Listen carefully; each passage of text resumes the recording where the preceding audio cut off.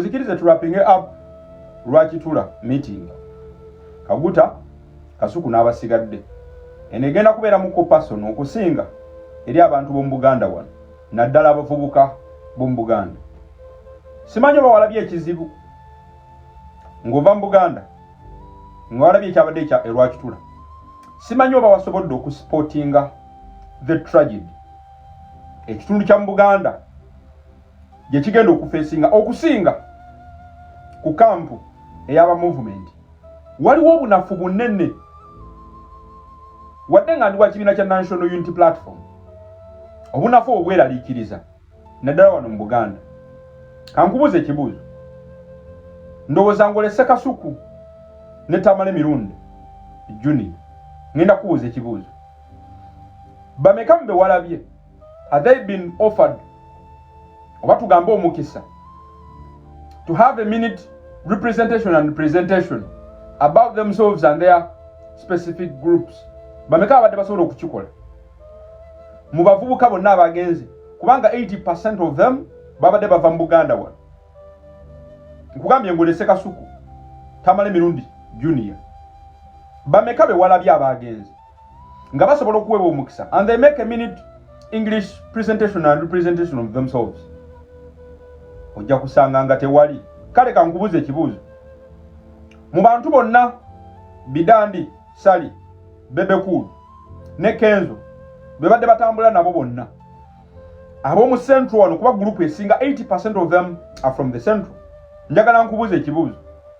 Mu bavubuka bonna bolabamu bameka bosobola okusingowenga out n'ogamba these are employable based on meritocracy. Until they have the skill, they have the competence, they have the qualifications, performance and ability, tick. Bameka. Katatao kangujewo. Kankutwale mu NRM munda. Bameka mbantu bola mu NRM from the Central here. Wano mu Central. Nga they can have a very good English debate ku NTV.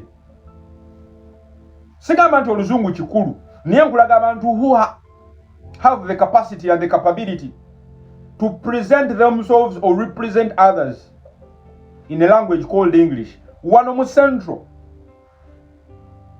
Tunula mu kibiina kya NRM. Kiwanda Suubi omulaba musajja wattu sikumuvuluga. He tries.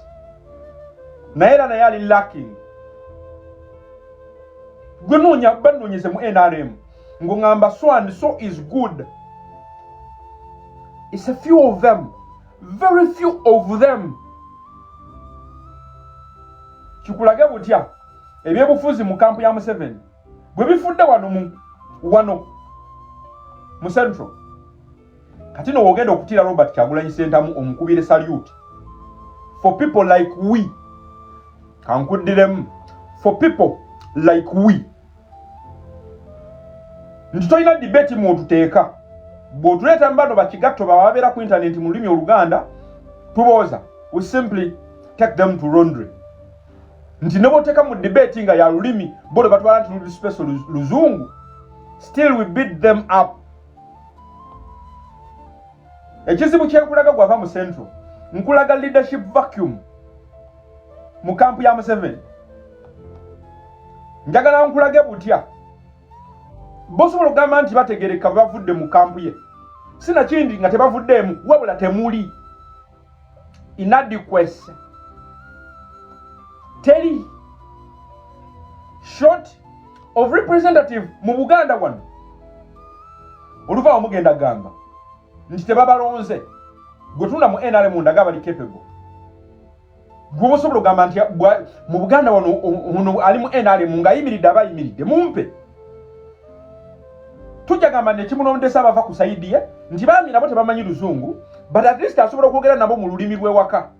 That we can give it as an excuse. Naye ate gwe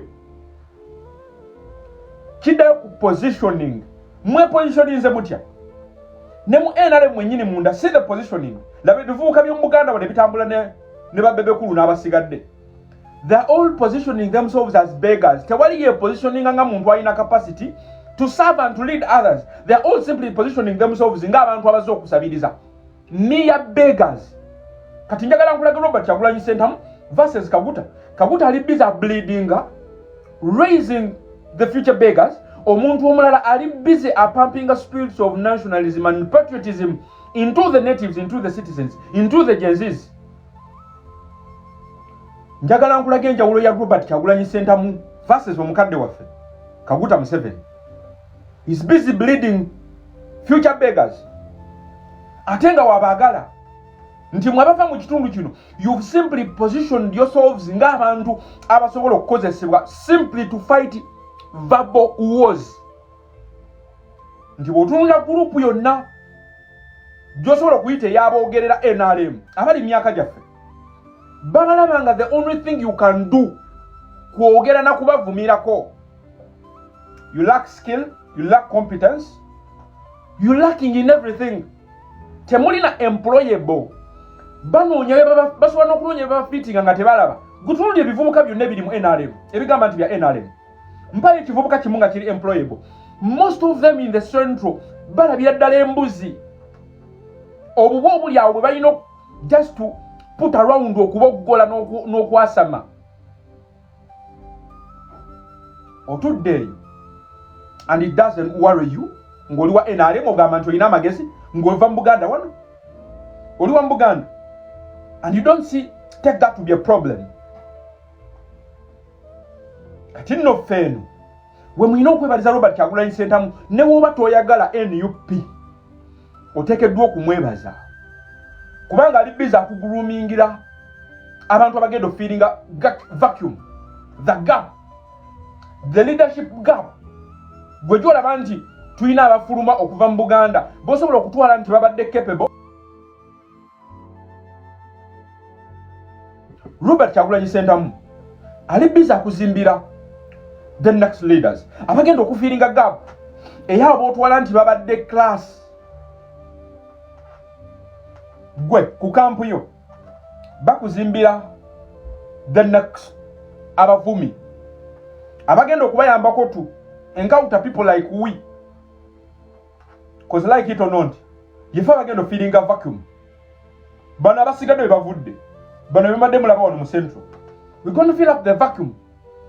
Lwansonga yeffe abazimbiddwa with spirits of patriotism and nationalism. Walabye Kasuku Tamale Mirundi Junior nga be bokka abasobola okweyogerako mu Luzungu nga basigadde they've simply come kusabiriza. Positioning ey'abavubuka wano mu Buganda mu kampu ya Museveni tewaliwo ye positioning nga asobola nti meritocracy is not applicable on them. They lack the skills, they lack the competence, they lack the qualifications, they lack the ability and efficiency. Zero in everything. Zero, completely zero. Bili wano ku media simply kusaba. Kati njagala kikusigire kifaananyi. Senga mugenda ku opposition nga yemwe NRM atenga very soon you gonna have that. Fe tugenda kuba competing n'abaana. Who are we going to be competing with? Temwinawo bantu bali ku standards zaffe. Nti nga tubakutte ntumala tubajja mu lulimi luno olwaffe olunansi luno. Ne tubagamba nti kati tuluvuddemu. You have zero representatives. Zero. Tetuyina maaki. Nandibadde nkyewanisa nti NUP efe abasobola obudde buno ffe bakulembeze b'enkyanga nkyewanisa. Nekinera likiriza nga va mu Buganda nti ku kampu eno tulina quality eri ku kampu tulinayo migunya bikutiya. And that should worry everybody, by the way. Ekino okweralikiriza buli muntu nti the leadership vacuum mu kampu yamwe eri mu kkula egaziwa ngamba gwava mu Buganda tunulira ebivubuka byemuli mu kubleedinga byemuli mu kuraisinga muraisinga bagenda kukulembera ncha oba muraisinga bigenda kusigala nga bisabiriza. The chain eyokubeginga muli mu kugisiba buli lunaku. En Robert Kyagulanyi Ssentamu abayambako okunyweza chain eya leadership people abayina concern yensi yaabwe ate nga basobola wamawola ntukomye wano.